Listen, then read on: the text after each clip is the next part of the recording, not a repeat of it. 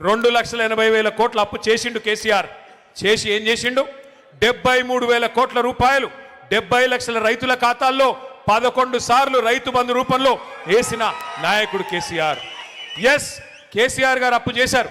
అప్పు చేసి ఏం చేశాడు కేసీఆర్? ఒక్కొక్క రైతుకి రైతు బీమా ఇచ్చి లక్షల మంది రైతులకి 5 లక్షల రూపాయలు చొప్పున చనిపోతే ఎవరైనా నష్టపరిహారం అందించారు కేసీఆర్ గారు.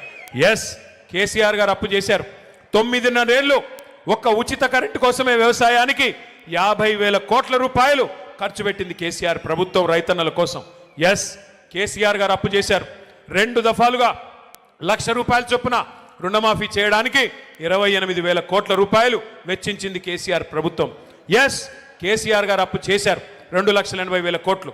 ఆ అప్పుతో 1,022 గురుకుల పాఠశాలలు పెట్టి 6.5 లక్షల మంది మన పిల్లలకి 6.5 లక్షల మంది పిల్లలకి ఒక్కొక్క అమ్మ మీద, ఒక్కొక్క అమ్మాయి మీద, ఒక్కొక్క తమ్ముడి మీద 1,20,000 రూపాయలు సంవత్సరానికి ఖర్చు పెట్టి నాణ్యమైన విద్య అందించారు.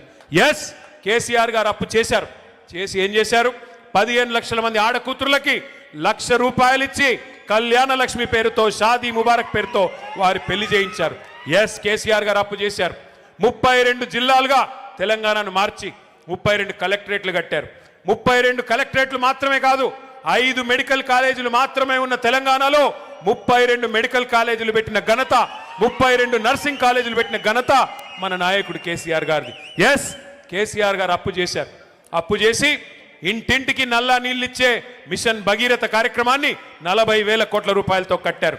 ఎస్, కేసీఆర్ అప్పు చేసి పాలమూరు రంగారెడ్డి ఎత్తిపోతల పథకంలో 90% పనులు పూర్తి చేసి 30,000 కోట్ల రూపాయలు అక్కడ ఖర్చు పెట్టారు. ఎస్, కేసీఆర్ గారు అప్పు చేశారు. మీ ఖమ్మం జిల్లాకు వరప్రదాయని లాంటి సీతారామ సాగర్ ప్రాజెక్టులో 1,000 కోట్ల రూపాయలు ఈ జిల్లా రైతన్నల కోసం ఖర్చు పెట్టారు. ఎస్, కేసీఆర్ అప్పు చేసిన మాట వాస్తవం.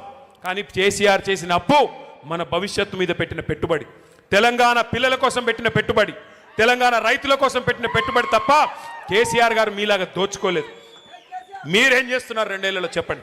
కేసీఆర్ గారు ఆ ప్రభుత్వం ఉన్నప్పుడు బ్రహ్మాండంగా రైతులకి నాట్లేసే టైంకి మీ ఫోన్లన్నీ టింగు టింగు టింగు అని మోగేది, రైతు బంధు మీ ఖాతాల్లో పడేది, 1,000 కోట్ల రూపాయలు మీ ఖాతాల్లోకి వచ్చేది.